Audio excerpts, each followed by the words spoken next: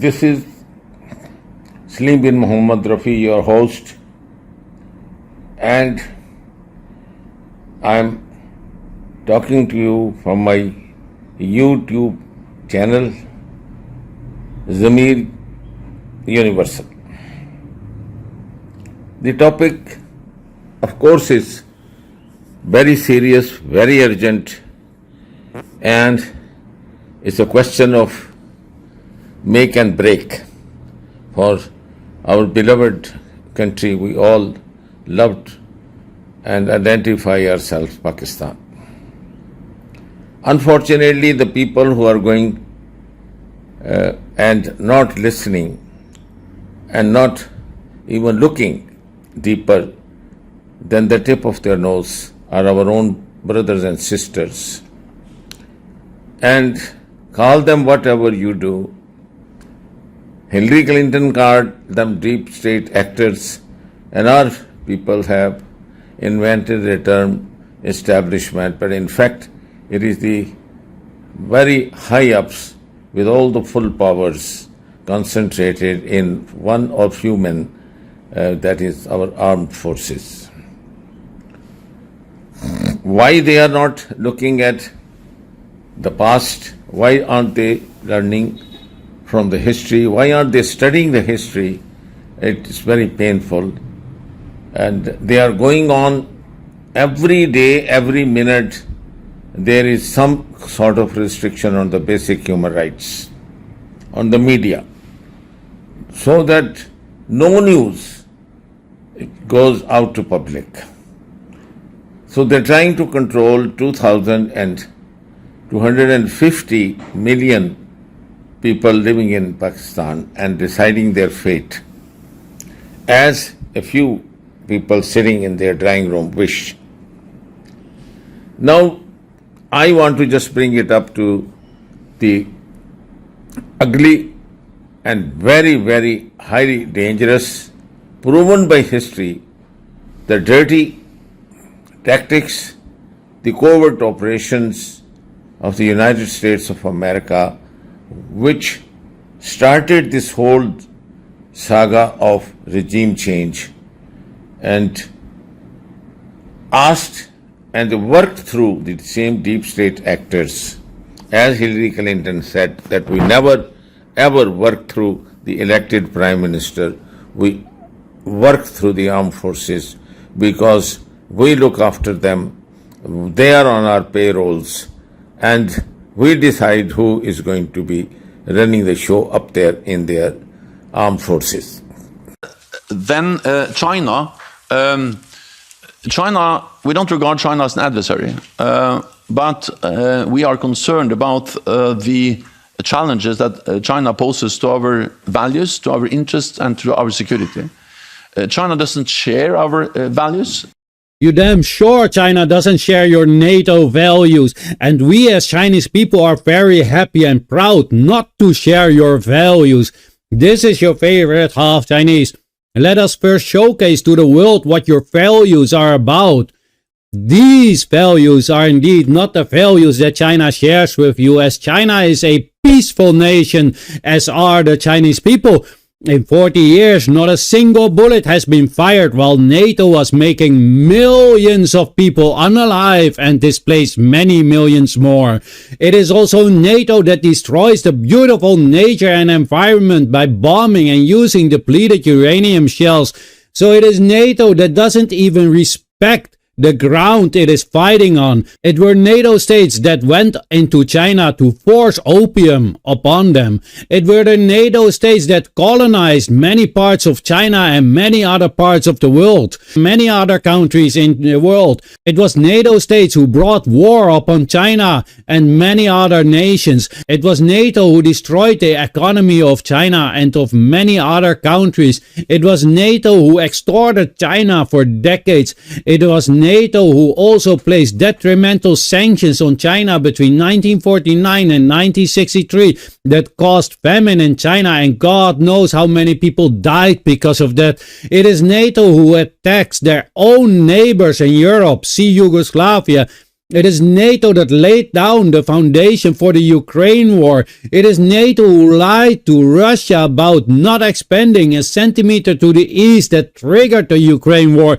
It is NATO that committed war crimes after war crime. It is NATO states that go after international judges if they want to investigate United States war crimes. It is a NATO state who threatens the Netherlands ICC and the Netherlands itself that if their citizens will be arrested for war crimes, they will invade the Netherlands. And mind you, the Netherlands is a NATO state. This is ridiculous. Indeed, China doesn't share the same treacherous nature and vile values as NATO does. Just imagine China having your values. The entire of Europe would have been bombed and under huge sanctions of China. They would send their warship to the coast of Europe. They would go to your neighbors to create alliances to go to war with you. They would force your neighbors and other countries to stop doing business with you. They would have intervention after interventions in your own states. Millions of Europeans would be unalive and even more millions would have been displaced and sitting in a refugee camp somewhere in Africa. Why on earth do you want China to have your values? And what if they take on your values? Are you going to say they copy you? Let me know what you guys think of this. If anybody is disqualified from talking about values, that would be all NATO states. Please. Probably they do it in all the developing countries, so they are used to it. They've been doing it in South America, they've been doing it in Middle East. So for them, it's a normal process. And one of their own person addressing there is describing America so well, what they did to the natives and what they did to the other states by regime change. And for them, it's just a matter of routine. They are used to doing this thing.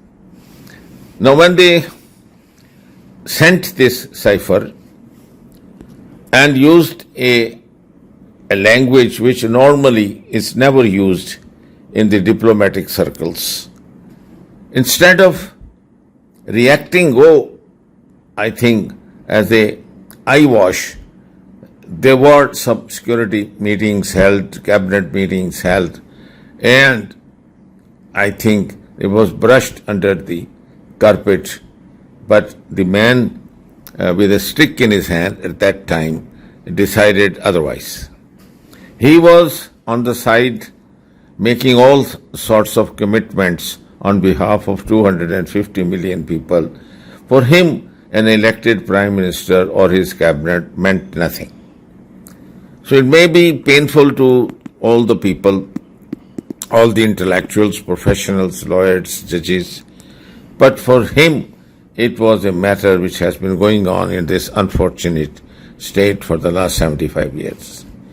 Now, when you listen what they did to Libya, what they did to Syria, and what they did to Middle East, you will get a glimpse how they operate. I know it will be very painful for you to see when they deprived them of their wheat and starved them and created an artificial famine, how they killed their husbands so that they could possess their wives and rape them and their families and children, how they wanted to steal their oil, and how they destroyed centuries-old Syria, a country with a very rich Islamic history.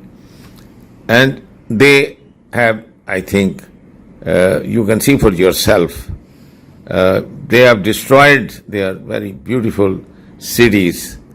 And there is no way when you go to Syria and see that havoc and the destruction, you can really appreciate that any civilized person, I think worse than Halaku Khan, worse than the Kuruvalas, the criminal, even Hitler. There is no parallel with even, I think, the gas chambers, what they did it. And you hear the American telling you how they did it.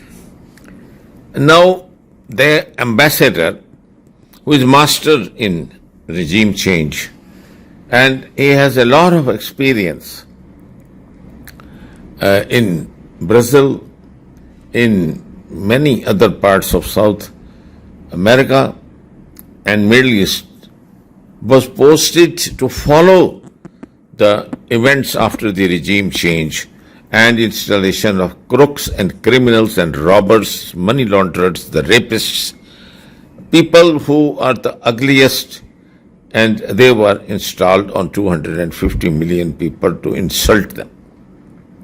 And the 16 months they were forced on the people now have left their marks, and in their footsteps you see starvation, you see people suiciding or selling their children and honors. And nobody is catching that man or hanging him or doing a court martial, because they protect their own kind. Now, this video, that second one which I have shown you about Syria, have been deleted.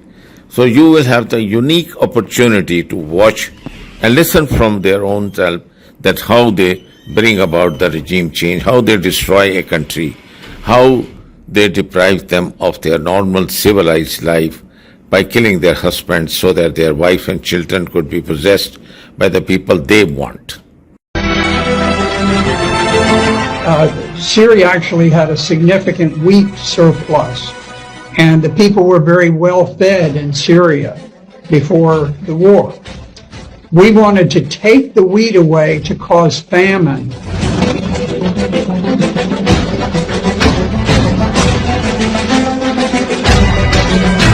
The idea was that by stealing the oil and the gas, we would be able to shut down the transportation system, and at the same time, during the Syrian winters, we could freeze to death the Syrian civilian population, which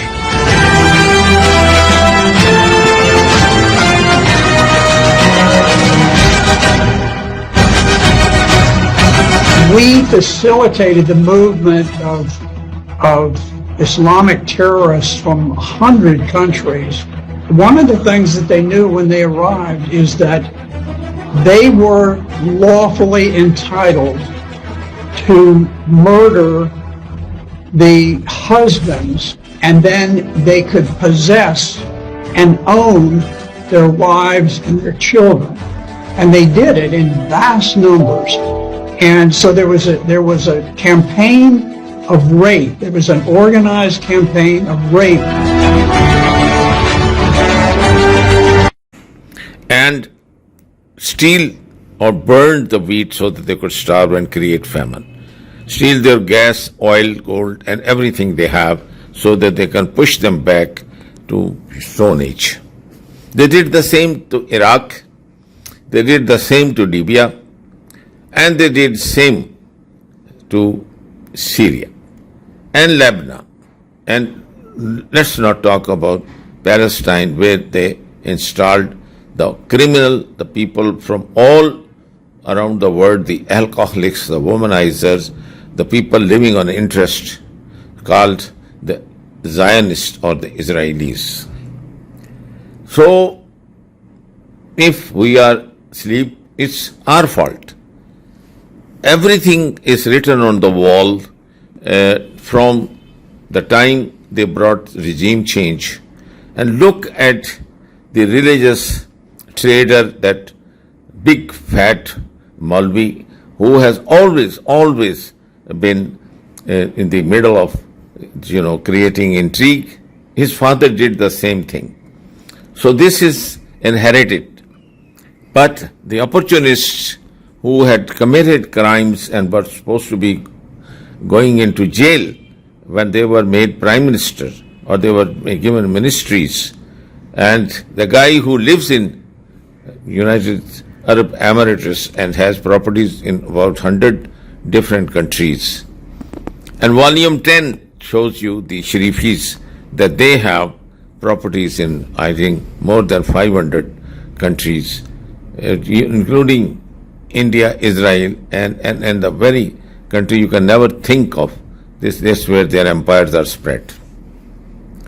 Now, when we have that American ambassador now meeting the chief election commissioner, he has no bloody business. He should be thrown out of that as a persona non grata.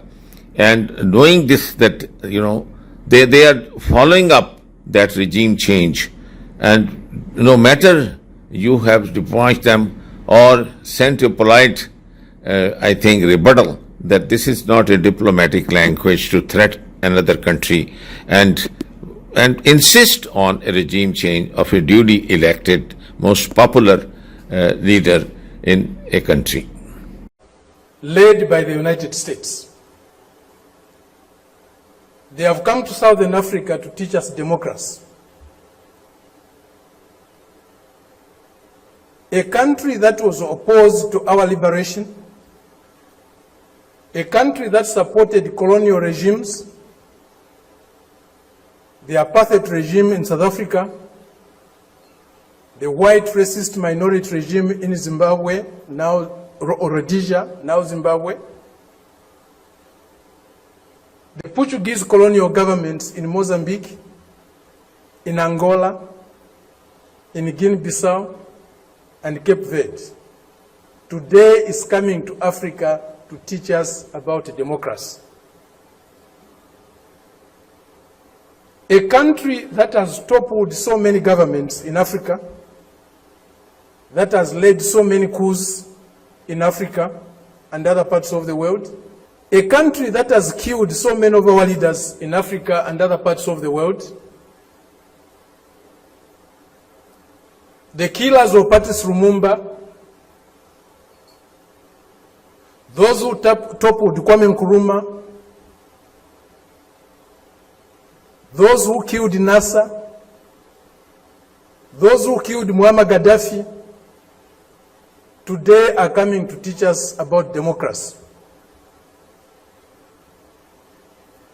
A country that has been built on brutal force, on enslavement of other human beings, on the humiliation of Africans, the exploitation of Africans, the plunder of Africa, today is coming to teach us about democracy.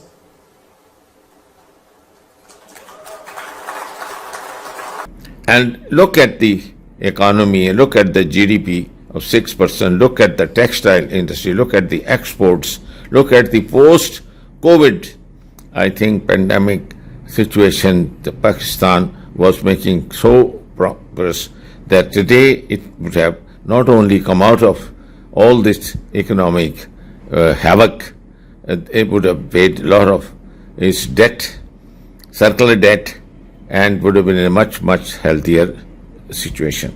Dollar at that time was 150 to 178, and today is twice that. It's out in the market is about 325 rupees to a dollar. And the cost of living is unbearable, and that is why people are committing suicide and burning the electricity bills. Now, nobody, I think, is taking it seriously, and still those few people are running. If you speak up, they think you are speaking against them, and God forbid you want any sort of revolution or revolt in the army. Nobody wants to do this thing. Because everybody wants the best army of the world so that could defend their borders and fight, and they take pride in that. All they want is that they should have the intellectuals who understand economics, international relations, and the history, and learn from that history, and that's what not they are doing. And so the aftermath of regime change, I think, can still be contained and stopped if the people, and they are our people, sit down together and they find out a solution, and they can throw the American ambassador and the British ambassador out or contain their activity. They cannot meet without the permission of the Foreign Office, anybody else.